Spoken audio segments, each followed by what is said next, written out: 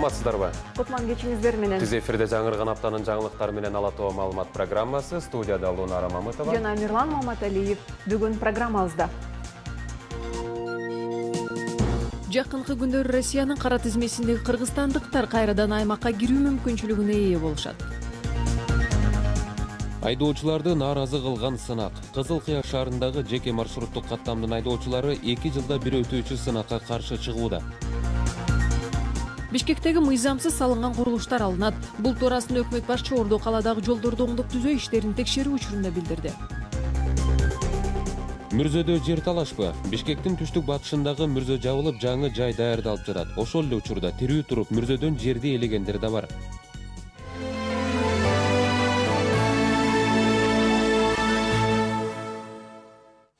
Кара тизмеге алынган 77 миңден ашуун кыргызстандык жакынкы күндөрү кайрадан Россиянын аймагына кирип ишмердүүлүгүн жүргүзүүгө укук алат. Мындай макулдашуу Санкт-Петербургда өткөн эл аралык экономикалык форумдун алкагында жолугушкан Кыргыз мамлекетинин башчысы Алмазбек Атамбаев менен Орусиянын президенти Владимир Путиндин жолугушуусунда жетишилди.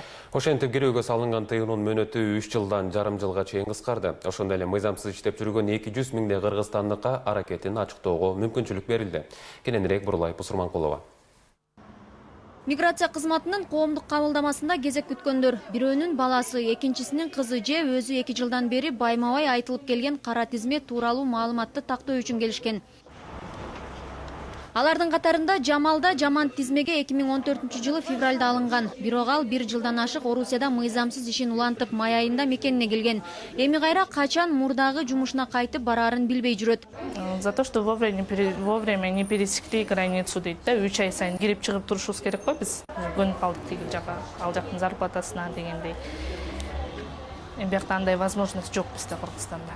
Ар кандай тартип бузуулар менен Орусияга 3 жылга чейин кирүүгө тыюу салынган 77 миң кыргызстандыкка жеңилдик берилди. Бул тууралуу макулдашуу 19 июнда Петербургда эки өлкөнүн тиешелүү мекеме жетекчилери кол коюшту. Ага экономикалык форумга катышууга барган мамлекет башчы Алмазбек Атамбаев катышты. Документке ылайык эки өлкөнүн жарандары мамлекеттерге милдеттүү түрдө каттоодон өтпөстөн 30 күн бою жүрө алат. Эгер иштөөнү кааласа 90 күндүн ичинде жумуш берүүчү менен эмгек келишимин түзүп чексиз убакытка чейин жашап иштей берсе болот. Макулдашуу 19 июлда күчүнө кирет. Буга байланыштуу өлкө президенти Орусияда иштеп жүргөн мигранттарга түшүндүрүү иштерин жүргүзүүнү биздин тиешелүү мамлекеттик органдарга тапшырма берди. Ошондуктан жарандарды кара тизмеден чыгаруу боюнча Орус бийлигинин талаптарын жакын арада биз тиешелүү иштерди аткарып баштайбыз. Жарандарга түзүлгөн мындай жеңилдик мыйзамсыз иштөөнү жана буга чейинки кара тизмени жокко чыгарат дейт миграция министринин орун басары. Бул кайрадан Россияга ошол кирип, кайра мыйзам бузса 5 жыл 10 жыл. А биздики көбүнчөсү ошол бир чыккан боюнча кайра Россияга кирген эмес. Демек, көбүнчө биздин жарандар ошол 3 жылга чейин жабылган кирүүсү. Эми ал 3 жылдык мөөнөт 1,5 жылга өзгөрдү.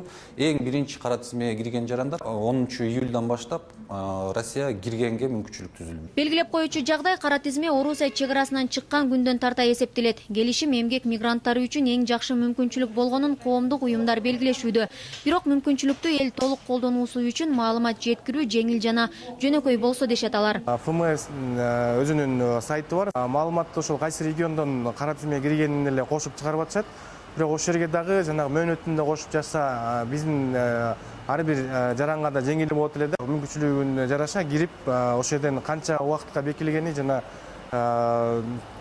канча убакытта калганы дагы так билинбек да. Башкысы кара тизмедегилердин мөөнөтү кыскарды. Дагы тизмеге кирип калышы мүмкүн делген 200 миңдей кыргызстандыктын ага такыр кирбөөсүнө мүмкүнчүлүк түзүлдү. Ал үчүн мыйзам бузуу менен иштеп жүргөндөр 10 июлдан 1 ноябрга чейин федерация аймагынан чыгып, кайра өлкө аймагына тоскоолдуксуз кирип, аракетин легалдаштыруусу керек. Кыргызстандык эмгек мигранттары берилген мүмкүнчүлүктү туура пайдаланып, башка мамлекеттин мыйзамдарын так сактоого жана аткарууга милдеттүү. Антпесе бүгүнкүдөй мүмкүнчүлүк дайыма эле бериле бербеси анык. Бурулай Пусурманкулова, Нуркамил Асанов, Коомдук 1 канал. Онтарио соту Түркиялык систем mühendislik компаниясынын ишине байланыштуу кыргыз алтынын апелляциялык арызын канааттандырды. Кыргыз өкмөтүнүн алдындагы соттук өкүлчүлүк борбору Түркиялык компаниянын ишине байланыштуу арбитраждык доо боюнча Канаданын аймагында эл аралык доо арыздарды жөнгө салуу борборунун 2009 жылдын 9 сентябрында кабыл алган чечимин аткарууга байланыштуу төмөнкүлөрдү маалымдайт. 2014 жылдын 15 апрелинде Онтарионун жогорку соту систем mühendislik компаниясынын ишине байланыштуу чечим чыгарган. Анда Кыргыз алтын ишканасынын Центр Голдтун акцияларына бенефициар швейцарды укукка ээ экени жана шериф чечимди аткаруу үчүн аталган акцияларды жана дивидендтерди камакка алуусу тийиш экени айтылган. Онтарионун жогорку сотунун бул чечимине каршы Кыргыз Алтын 2014 жылдын 15 апрелинде апелляциялык арыз жолдоп, соттун чечимин аткарууну токтотууну суранган. 2015 жылдын 19 июнунда Онтарионун апелляциялык соту Кыргыз Алтын ачык акционердик коомунун апелляциясын канааттандырып, Онтарио жогорку сотунун судьясы Торбондун 2014 жылдын 15 апрелиндеги чечимин жокко чыгарды. Мындай чечимди кабыл алууга Онтарионун жогорку соту 2014 жылдын 15 апрелинде чечим чыгарууда соттук процедураны бузуу менен Канаданын мамлекеттик иммунитети тууралуу мыйзамдарында талап кылынган сот чечими тууралуу Кыргыз Республикасынын кабардар кылганы негиз болду. УКМКнын коррупцияга каршы күрөшүү кызматы Балыкчы шаардык сотунун судьясы тарабынан пара талап кылуу фактысын аныктады. Бул кызматка 11 июнда судья жакын тууганын эркинен ажыратам деп коркутуп, ишти оңуна чечип берүү үчүн 35 000 сом талап кылып жатканын айтып, бир адам кайрылган. Башкы прокуратура менен биргелешип жүргүзүлгөн ыкчам иш-чаранын жыйынтыгында судья 23 000 сом пара алып жаткан жеринен кармалган. Акчанын калган бөлүгү ортомчулук кылган жактоочуда болгон. Тинтүү учурунда судьянын жанынан дагы 46 150 сом жана $200 табылган. Азыр териштирүү иштери жүрүп жатат деп билдирет УКМК. Президент Алмазбек Атамбаев сугат жана айдоо жерлерин башка категорияларга жана түрлөргө которууга, тагыраак айтканда трансформациялоого мораторий киргизүү жөнүндө мыйзамга кол койду. Бул документ жогорку кеңеш тарабынан 20 майда кабыл алынган. Мыйзамда мораторий сугат жана айдоо жерлерин дене тарбия, ден соолукту чыңдоо комплекстерин жана башка маанилүү максаттарда жарактуу жерлердин башка категорияларына жана түрлөрүнө которуудан башкаларга жайылтылбайт деп каралган. Мыйзам расмий жарыяланган күндөн тартып 10 күн өткөндөн кийин күчүнө кирет. Президент ошондой эле Кыргыз Республикасынын жер кодексине толуктоо киргизүү жөнүндө мыйзамга дагы кол койду. Документ парламент тарабынан 20 майда кабыл алынган. Мыйзам үрөөнчүлүк, асыл тукум чарбаларын илимий изилдөө, тажрыйба селекциялык, сорт сыноо жана айыл чарба кооперативдерин өнүктүрүүгө багытталган. Анда айыл чарбасына жарактуу жерлерге мамлекеттин фондунан үрөөн өстүрүү, асыл тукум эксперименттик чарбаларына илимий изилдөө иштерин жүргүзүү үчүн жана айыл чарба кооперативдерине жердин 20 жылга чейинки мөөнөттө пайдаланууга берилишин кошпогондо 5 жылдан ашык мөөнөткө ижарага берилери белгиленген. Мыйзам расмий жарыяланган күндөн тарта күчүнө кирет. Ысык көлгө эс алууга келген туристтерге жол коопсуздугун жеңил бузган шартта эскертүү гана берилет. Жол коопсуздугу одоно бузулса, чара колдонулат. Бул тууралуу Ички иштер министри Мелис Турганбаев Ысык көл облусуна барганда билдирди. Облустук ички иштер башкармалыгынын ички курамы менен жолуккан министр жол кайгыл кызматкерлерине туристтерге сылык мамиле жасоо керектигин эскертти. Турганбаев ошондой эле жакынкы жана алыскы өлкөлөрдөн келген меймандарга жолугуп, алардын дагы пикирин укту. Жалал Абад облустук жол кайгыл кызматы Ош Бишкек каттамы боюнча кезектеги рейдке чыкты. Кызыл Кая шаарындагы жеке маршруттуу каттамдын айдоочулары 2 жылда бир өтүүчү сынакка каршы чыгууда. Эми ушул кабарлар менен Ош студиясы түз байланышта. Саламатсызбы, Аваз, сиз эфирдесиз. Рахмат, саламатсызбы. Ош Бишкек жолу аркылуу күн сайын катары суюлбаган унаалар жүргүнчүлөр ташып зор милдеттер аткарылат. Ошол эле учурда жол кырсыктары байма-бай катталып, адам өмүрүн алган учурлардын саны арбын. Буга себеп жолдордун эскилиги жана айрым учурларда айдоочулардын кайдыгерлиги. Мында улам жол кайгыл кызматы Ош Бишкек каттамы боюнча кезектеги рейдке чыгып, жол коопсуздугун сактоонун эрежелерин түшүндүрүүнү колго алды. Ош Бишкек жолундагы жол кырсыктарынын башкы себеби айдоочулардын чарчаң кабалла жолго чыгышы дейт адистер. Өзгөчө жүргүнчү ташыгандар күнү-түнү эс алуусуз иштеп, уйку сурап алыс жолго чыгат. Мунун кесепетинен кырсыктап, айрым учурда адам өмүрү да кыйылып жатат. Мен ошо 2 жылдан бери ошо Бишкек жолдо каттайм. Баткенден келем. Баткен эмесен Кырам жайдан. Мен уйку келген жерде уктайм. Уйку келген жерде сразу уктап эле.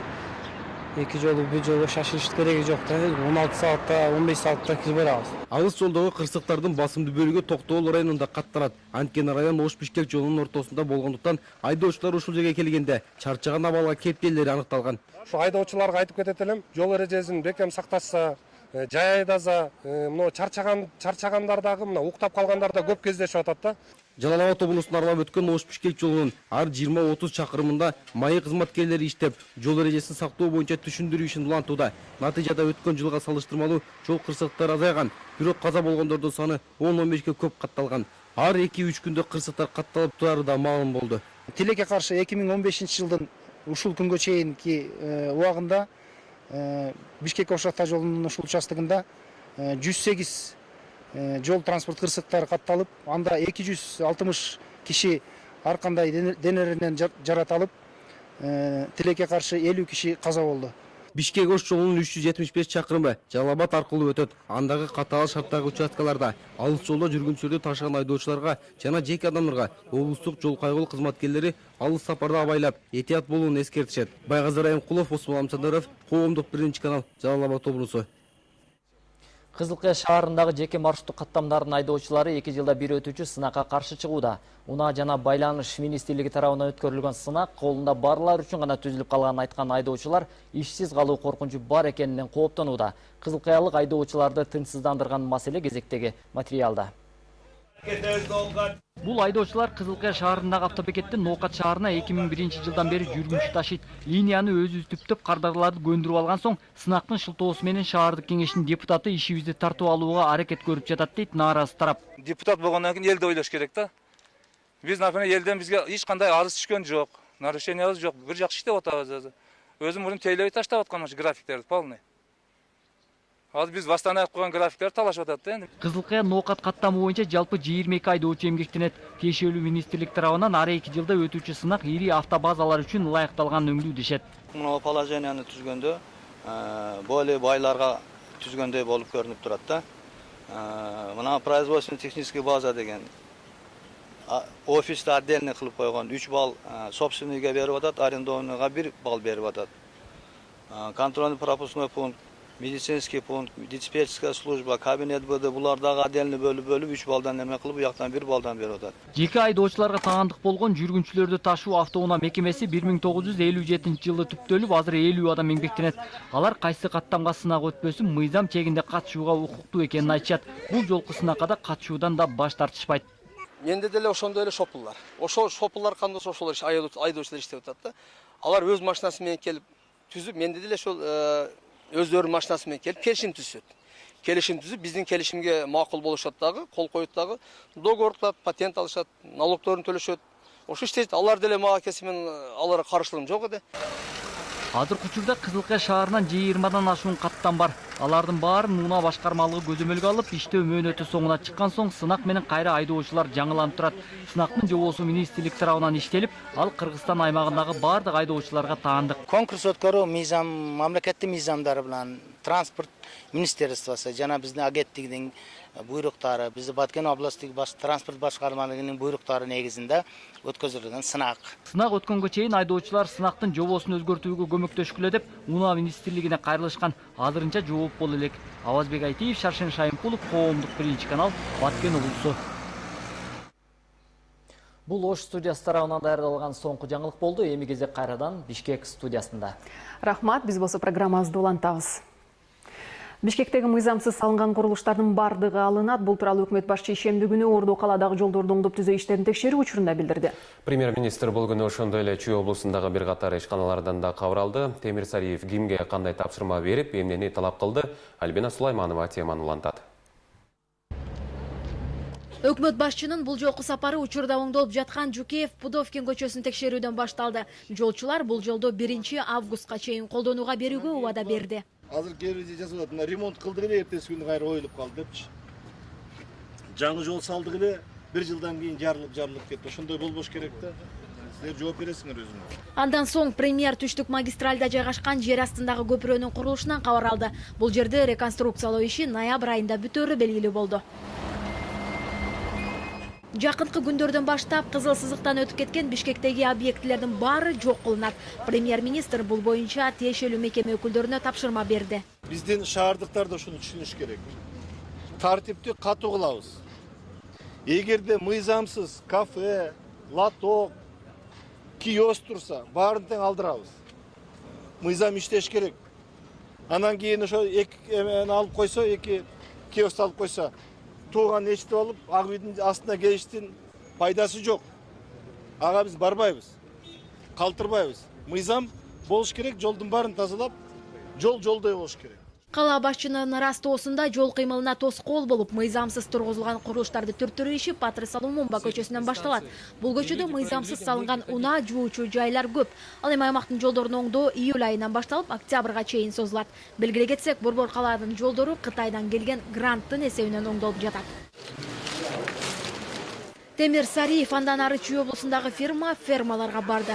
Бул жер айыл чарба азыктарын кургаткан Кыргызстандагы жалгыз завод. Өндүрүлгөн товарлардын 90% коңшу өлкөлөргө экспорттолот.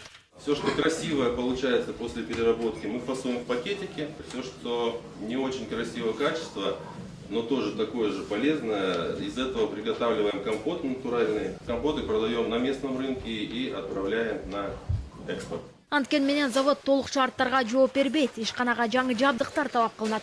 Мындан улам ишкерлер насыя алуу ниетин билдирди. Маселени чечүү боюнча Премьер Айыл банктын өкүлүнө тапшырма берди. Мал чарбачылыгы менен алектенген бул ферманын 80 гектар жеринин ижара мөөнөтү аягына чыгып баратат. Буга кошумча кайракы жерлерге суу алып келүү бүгүнкү күндүн курч маселеси. Бул ишти Айыл чарба министрлиги жөнгө салмай болду. Жолдон келе туруп группа түшөлү деп чечтик. Атайын ушуларды чечкенге bir группа түшүп, межведомственный группа түшүп, алар ошолор иштеп чыгышат да. Ал эми бул 300 гектар жерге көп жылдык бадал эгилген. Аймактын жери негизинен кургак. Дыйкандар аны жасалма жол менен сугарып түшүм алышат. Сапардын жүрүшүндө өлкөгө инвестиция тартып, бул ыкманы жайылтуу керектиги баса белгиленди. Альбина Сулайманова, Бекназар Шерманбетов, Коомдук 1 канал. Бишкекте жана шаардын чет жакаларында мүрзөлөрдүн жетишсиздиги негизги маселеге айланды. Борбордун түштүк батышындагы мүрзө жабылып, ордуна 6-чы жаңы жай даярдалып жатат. Жакында ишке бериле турган көрүстөн шаардан ондогон чакырым алыс жайгашкан. Ошол эле учурда айрымдар тирүү кезинде жерди ээлеген фактылар да бар. Мүрзөлөрдүн айланасына көйгөйдү Элиза Нурматова иликтеп көрдү. Белгилүү коомдук ишмер кинорежиссер Доромбек Садырбаевдин көз жумганына 7 жыл болгону менен жубайы сонун Бүбү апа жалгыздыкка моюн сунбай, жума сайын мүрзөгө келип жолдошуна Куран окуп, көрүстөндүн тегерек четин тазалап турат. Баягы сүйлөшкөн боюнча жанаша жатабыз деп суранып айтсак, ошол жерди бөлдүрүп беришти. Документи бар. Ошол жерге мени көм деп балама айттым. Доромбек Садырбаев 69 жылдык өмүрүндө турмуштун оош кыйышын көрүп, көп кыйынчылыктарды башынан кечирип, аны менен катар элге ар тараптан атагы чыгып, артында из калтырганга жетишти. Ичер суусу түгүнөр алдында 47 жыл чогуу жашаган жубайынын жанында болушун каалаган. Тегерегине мен роза отургузтуруп койдум. Аны мен кеткенде розаларды жуласың, тетягына мен сүрөтүмдү папаңды каратып коесуң деп балама дайындадым. Сонун Бүбү ападан сырткары элге эмгегин сиңирип кеткен көрүнүктүү инсандар Абсамат Масалиев, Дайыр Асанов, Кайып Оторбаев, Мирсаид Мирахимов сыяктуу көптөгөн атактуулардын жубайлары да жакындарынын жанынан орун ээлеп коюшкан. Жакын тууганын аялын же күйөөсүн койсо, ошол жерден сразу эле жазып берет с подзахоронением деп.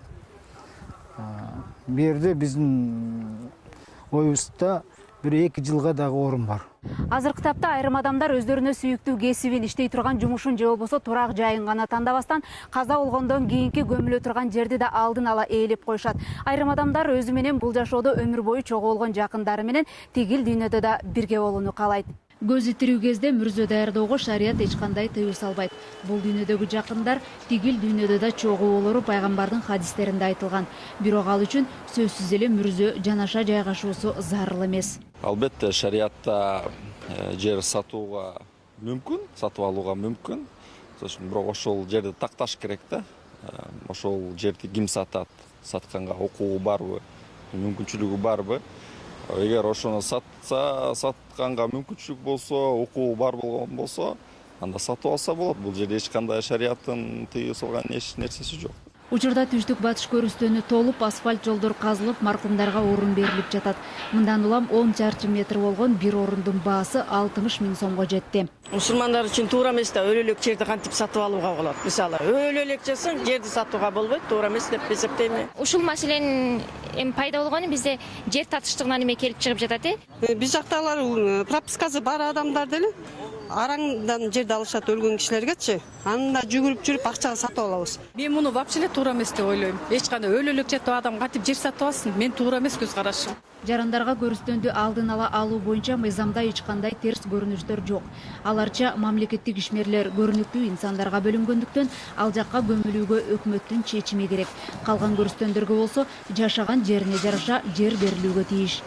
Элиза Нурматова, Тимур Сыдыгалиев, Коомдук 1 канал. Ысык көл облусунун Ак Суу районунун 3 Кайнар айылынын тургуну фермер Марс Канаев 2012 жылдан бери өзүнө тиешелүү жер тилкесин кайтарып ала албай убара.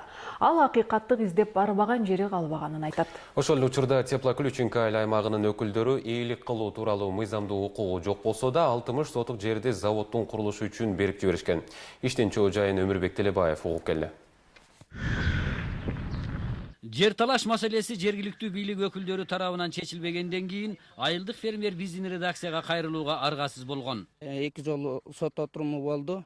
Ошо экөөндө тең менин пайдама чечилди. Чечилгендигине карабастан бул жерге арест коюлган 2014-жылы. Ошол арестке коюлгандыгына карабастан жерде дагы эле стройка иштери жүрүп атат.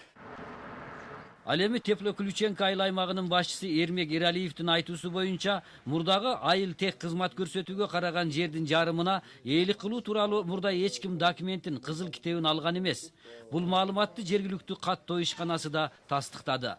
Жер кодексине ылайык ошол жер госрегистрден кат алынат. Ошол жер бош деп. То есть ошол жер бош болгондо, значит, айыл өкмөттүн жери деп аныкталган да.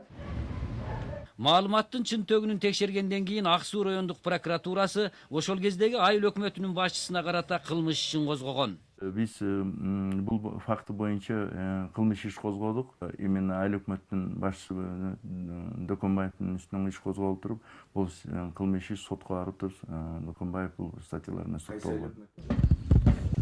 Мыйзам боюнча жер тилкесине ээлик кылуу тууралуу тиешелүү документтерин албай туруп, эч кимдин жер тилкесин сатканга укугу жок. Өмүрбек Телебаев, Саламат Медербеков, Бактурсун Дүйшөнбеков, Ысык көл облусу, Ак Суу району. КСДП фракциясынын депутаттары демилгелеген таза чекит.ком долбоору ишке ашат. Ал заманбап компьютердик технологияларды коомдун түрдүү тармактарында пайдаланууга багытталган. Буга чейин фракция лидери Чыныбай Турсунбеков долбоор адистер тарабынан иштелип жатканын маалымдаган болчу. Таза чекит.комдун максаты компьютердик технологияларды ар түрдүү тармактардын ишмердигине киргизүү менен мамлекеттик башкаруудагы паракорчулукту алдын алуу жана аны менен күрөшүү. Долбоордун алкагында өлкөдө ири борбор курулмакчы, ал жерде электрондук байланыштар тармагы өнүктүрүлөт. Долбоор республикалык бюджеттен каржыланбайт. Бул үчүн кытайлык инвесторлор $400 миллион ашуун каражат бөлүүгө даяр. Интернетизация страны и информатизация. Долбоор ишке кирсе Кыргызстандын бардык жашоочуларына, анын ичинде бийик тоол аймактагы айылдарына дагы интернет берилет. Долбоор аркылуу жогорку ылдамдыктагы интернет, сапаттуу байланыш жана жогорку сапатта көрсөткөн теле берүү менен камсыздоого мүмкүнчүлүк түзүлмөкчү. Андан сырткары бул долбоордун ишке ашышы менен жөнөкөй жарандар жана бийлик өкүлдөрүнүн ортосунда түздөн-түз байланыш болбойт. Ал эми түздөн-түз байланышпаган жерде паракорчулук сыяктуу көрүнүштөрдү алдын алууга болот. Ысык Ата районунун Нурманбет айылында жаңы футбол аянтчасы ачылды. Стадион 3 жылда курулуп, ага 3,5 миллион сом жумшалган. Аянтча курулуп бүткөн менен тиешелүү инфраструктурасы жасала элек. Бул стадион футбол федерациясынын биринчи президенти Камбарал Абдрайымовдун элесине арналып салынган. Анын бир тууганын борбор шайлоо комиссиясынын азыркы төрагасы Туйгунал Абдрайымовдун айтымында башталган иш аягына чыгып, аянтча толук кандуу иштей баштайт. Анын ачылышына карата футбол оюну менен кошо концерт дагы тартууланды. Бул стадионду 9 жыл мурун авария болуп, каза болуп калган инибиз салып баштаган. Ал ушу Ысык Ата районунун федерация футболунун биринчи президенти болчу. Андан кийин биз бир туугандары киришип салып бүтүрдүк, Кудай буйрса. Сиздер дүйшөмбү күндүн негизгиделген жаңылыктар менен түз эфирде тааныштыңыздар. Ушул жана башка кабарлар биздин сайтка да жайгаштырылды. КТРК Чекит.kg сайт аркылуу биздин программаларды онлайн түрүндө да көрө аласыздар. Акыркы кабарлар, урунттуу жана кызыктуу окуялар биздин сайтта. Башталган иш жумаңыздарда ийгиликтер коштосун, саламаттуу болуңуздар. Амандыкта көрүшөлү.